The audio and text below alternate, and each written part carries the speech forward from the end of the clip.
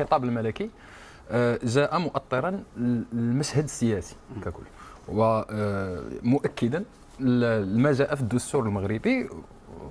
يؤكد الملك أنه لا يتجاوز المؤسسات، وأنه يحث كل مؤسسة على حدة باش تحمل المسؤولية ديالها، وأنها تنخرط في العمل السياسي طبقا للاستراتيجيات الكبرى اللي وجه لها صاحب الجلالة.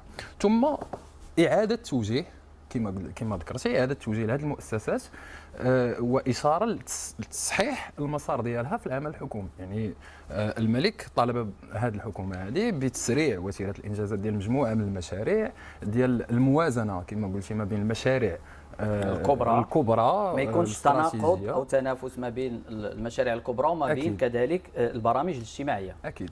وكذلك تصحيح المفاهيم والأدوار ديال كل مؤسسة على حدة. فالخطاب يؤكد أن الملك هو ضامن وليس جهة منفذة، هناك جهة منفذة اللي هي الحكومة. حتى الملك على أنها تكون أكثر انخراط وأكثر فعالية في العمل الحكومي ديالها، وهذا بالنسبة لي هذه قراءتي الخطاب.